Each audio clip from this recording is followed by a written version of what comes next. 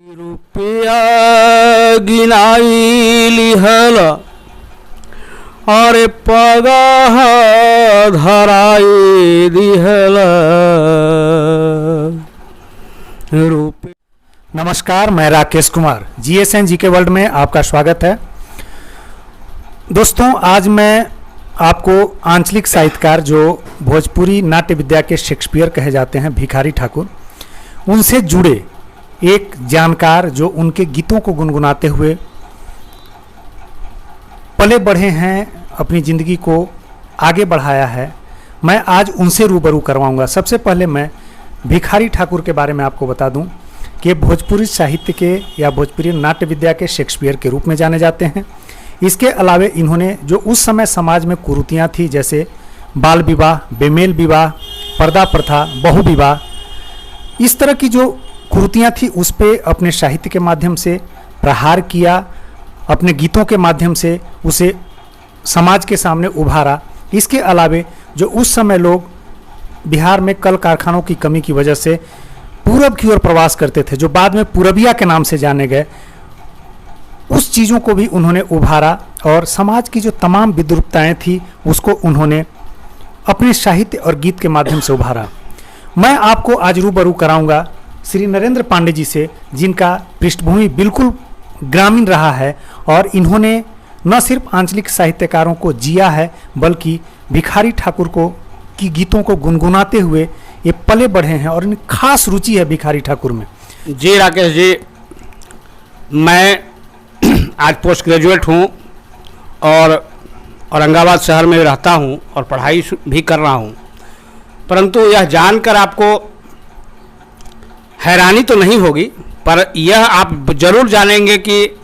मेरी जो पृष्ठभूमि रही है वो ग्रामीण रही है और आज भी मैं आंचलिक भाषाओं में, आंचलिक गानों में बहुत रुचि रखता हूँ।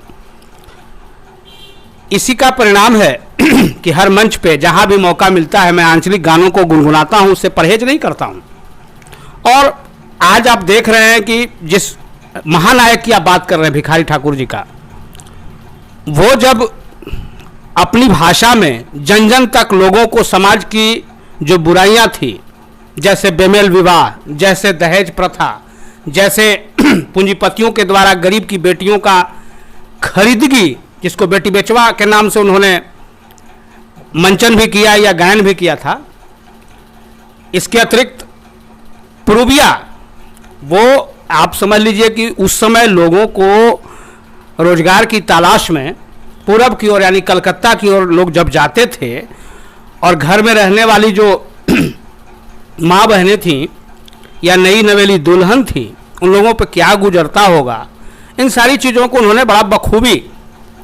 अपने तरह से उन्होंने उकेरा है। शुरू में तो उनको नाच पार्टी का मुखिया का तमगा दिया गया। ऐसे भी जो शुरुआत करते हैं या जो लोग विद्रोही तेवर के होते हैं या जो लोग क्रांतिकारी होते हैं, उनके विद्या को शुरू में लोग तवज्जो नहीं देता है, लेकिन जब गहराई से आप समझेंगे तो आज न एक मुकाम है, बल्कि भिखारी ठाकुर को लोग गागा कर आज एक अच्छे मुकाम को प्राप्त कर रहे हैं, भोजीवुड में या बॉलीवुड में या हर जगह पर उनके गानों को मंचन करके, उनके गानों को गा करके। तो मैं आपको उन्हीं का शब्दों में कहूं कि उनके द्वारा जो एक विरह वेदना उनके अंदर थी, मान लीजिए कि कोई नई नवेली शादी करके दुल्हन आती थी और वो उसका जब हस्बैंड जब रोजी रोजगार के खोज में पूरब की ओर चला जाता था, मतलब कलकत्ता चला जाता था जहां बाजार का केंद्र था, तो उसकी दुल्हन के मन में जो करुणा होती थी, और आज भी आप देखिए सुशांत सिंह के केस में कि किस प्रकार से रिया चक्रवर्ती के गुमराह करने से आज एक बहुत बड़ा टैलेंट हम लोग खो चुके हैं। तो आप समझ सकते हैं कि ये चीज़ उन्होंने पहले ही कह दिया था। मुझे इस चीज़ को गुनगुनाने में थोड़ा सा मैं गायन करता हूँ, क्योंकि पहली बार आपको सार्वजनिक मंच पे कुछ गाने का आप मौका दिए हैं, तो उनकी बात को मैं गायन के रूप में रख रहा हूँ कि क्या वेदना होती है जब कोई लड़की का हस्बैंड अभी तुरंत जाता है रोजी रोजगार के क्षेत्र में बाहर, तो उन्होंने उकेरा और सच्चा उकेरा है। क्या उकेरा है कि पूर्व पूर्व हम हर बड़ा दिन से सुनत रहनी, पूर्व पूर्व हम बड़ा दिन से सुनत रहनी, कि पूर्व के पानिया खराब रे विदेशिया, पूर्व पूर्व हम बड़ा दिन से सुनत रहनी, कि पूर्व के पानिया खराब रे विदेशिया, वही पूरब देशवा में बसे पगलिनिया, से जदुआ चलाई घर डसे रे विदेशिया। तो इस प्रकार से उन्होंने एक करुण पुकार, उनके अंदर जो समाज में दर्द था कि पूरब जाने के बाद लोग किस प्रकार से जाल में, माया जाल में फंस जाया करते थे, तो उस पर उन्होंने ऐसी टिप्पणी की है। तो आपने देखा कि पांडे जी विदेशिया के जो गीत हैं पूरबिया, उसका उन्होंने आपके सामने मुखड़ा प्रस्तुत किया है। इसके अलावे जो बेटियों की बेचने की प्रथा थी उस समय, जिसको बेटी बेचवा गीत के माध्यम से भिखारी ठाकुर ने अपनी भोजपुरी साहित्य में उन करुणाओं को, उन वेदनाओं को, उन दर्द को, उन संवेदनाओं को पुकारा है। और इसे बीपीएससी के परीक्षाओं में पूछा भी जाता है, विदेशिया की रचना किसने की। तो आप अगर इस चीज़ को देखेंगे, मैं आपको रूबरू कराता हूँ पुनः नरेंद्र पांडे जी से, जो कि बेटी बेचवा पर कुछ प्रकाश डालेंगे और गीत के माध्यम से भिखारी ठाकुर को आपके सामने रखेंगे। एक्चुअली बेटी बेचवा जो मंचन उन्होंने किया है वो इस परिप्रेक्ष्य में किया था कि कुछ धनाढ़ हैं लोग उस समय के। आप कह सकते हैं कि मुंशी प्रेमचंद के बाद अगर कोई ग्रामीण पृष्ठभूमि पर लिखने वाला, और वो भी साहित्य के माध्यम से और गायन के माध्यम से और नाट्य के माध्यम से कोई हुआ है, तो none other than Bhikhari Thakur, और इसीलिए इनको शेक्सपियर कहा जाता है। तो भिखारी ठाकुर ने जिस प्रकार से मंचन किया बेटी बेचवा का, उसमें उन्होंने बताया कि किस प्रकार से एक पूंजीपति पैसा के बल पर गरीब घराने की लड़कियों से शादी कर लेती है। वो लड़की के दर्द को, मर्म को समझ नहीं पाता है समाज। तो लड़की के करुण पुकार को उन्होंने अपने मंचन के माध्यम से कहा है। इसमें जो सबसे बड़ी बात है कि जो धनाढ़ वर्ग और गरीब वर्ग के बीच की जो दूरी थी, उस दूरी को पैसे के बल पर जबरदस्ती खरीदारी, यानी लड़कियां कम उम्र की और जो बर होते थे, जिसे दूल्हा आप कहिए भोजपुरी में, वो काफ़ी उम्र के होते थे, उम्र दराज होते थे। वैसी स्थिति में जो लड़की का दर्द था, जो बेटियों का दर्द था, उसको उन्होंने बेटी बेचवा के माध्यम से उकेरा है। और उस अनुभूति और जो संवेदनाएं हैं, जिसे आप नरेंद्र पांडे जी के शब्दों में सुनेंगे, उनके लफ्ज़ों में सुनेंगे, उनकी आवाज़ में सुनेंगे भिखारी ठाकुर की बेटी बेचवा गीत को, तो आपको पता चल जाएगा कि वह दर्द क्या था। और फिर आपको उस समाज के कृत्यों पर न सिर्फ हंसी आएगी, बल्कि उन लड़कियों के प्रति एक सहानुभूति भी पैदा होगा। तो सुनिए।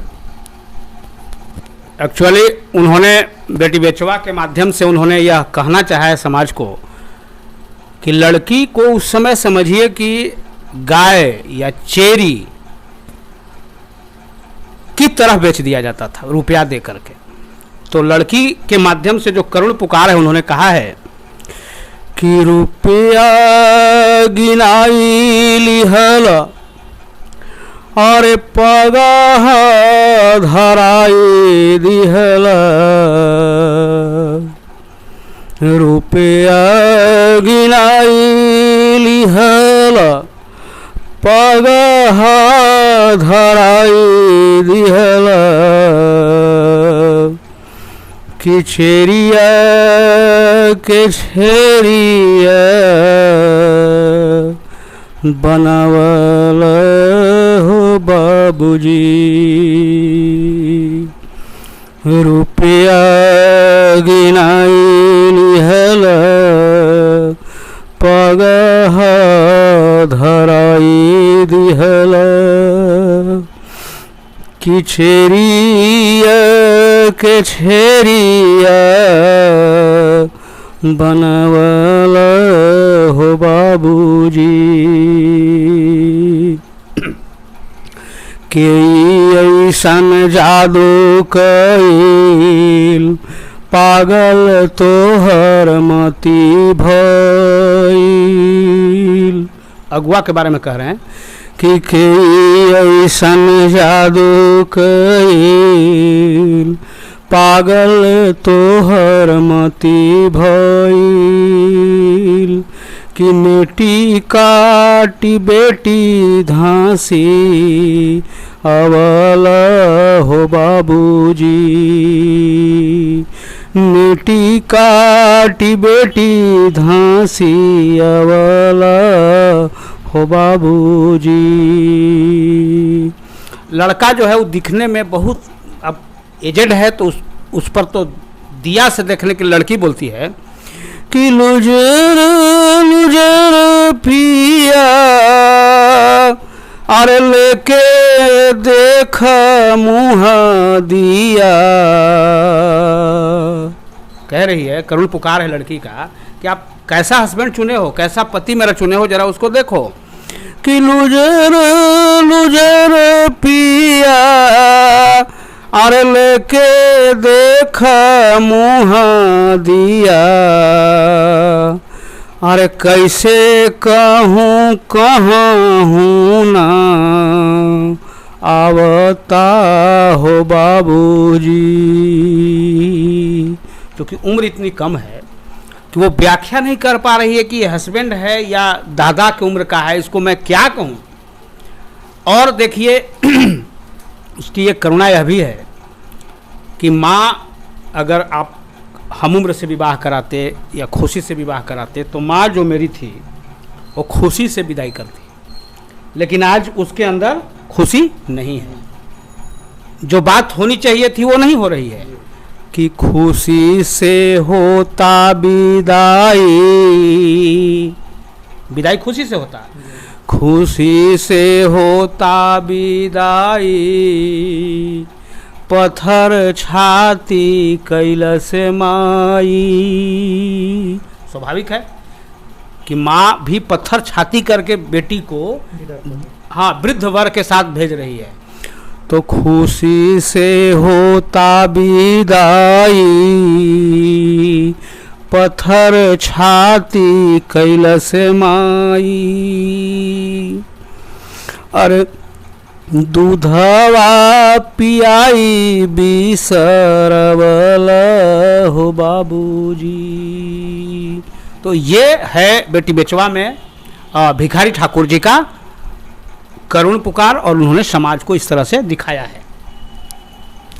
आपने देखा कि पूरे गीत में नेटिया काट धसियाई दिहला, दूधवा पिलाई बिसराई दिहला जैसे शब्दों के माध्यम से भिखारी ठाकुर ने बेटी की करुण पुकार को, जो कि बेमेल शादी के माध्यम से एक धांस देने की बात, भोजपुरी साहित्य में धांसने का मतलब होता है कि बिल्कुल गर्त में डाल देने वाली बात की स्थिति को उजागर किया है। और ऐसे साहित्यकार बिरले ही मिलते हैं जो कि समाज के बीच जो विद्रूपताएं हैं और उनमें जो करुणा है उसको अपने साहित्यिक माध्यम से आंचलिक भाषाओं में इस तरह से व्याख्यायित करते हों। तो आपने सुना पांडे जी को, और आगे भी हम इनसे रूबरू होते रहेंगे। ये कई विधाओं के माहिर हैं, श्री नरेंद्र पांडे कई विधाओं के माहिर हैं, और इनका चूंकि पारिवारिक पृष्ठभूमि बिल्कुल ग्रामीण रहा है, ग्रामीण परिवेश में पले बढ़े हैं, इसलिए ग्रामीण क्षेत्रों के जो दर्द हैं, उनकी विद्रूपताएँ हैं, और जो आंचलिक साहित्य के माध्यम से उभारे गए हैं, उन साहित्यों में इनकी खास रुचि रही है। तो हम आगे भी मिलते रहेंगे। और जो भिखारी ठाकुर का जो जिस साहित्य की बात की गई, विदेशिया की बात की गई, बेटे बेचवा की बात की गई, तो जो तैयारी करने वाले छात्र हैं इस वीडियो को जरूर देखें, क्योंकि बीपीएससी में सीधा सवाल होता है कि विदेशिया की रचना किसने की। तो अगर आप इस वीडियो को आपने देखा होगा, नरेंद्र पांडे जी को सुना होगा, तो बिल्कुल आपको हॉल में याद आएगा कि बिल्कुल विदेशिया भिखारी ठाकुर जी की कृति है। और तमाम तरह की रोचक जानकारियों के लिए आप हमारे YouTube channel GS and GK world को लाइक करें, सब्सक्राइब करें और ज़्यादा से ज़्यादा लोगों को शेयर करें। धन्यवाद।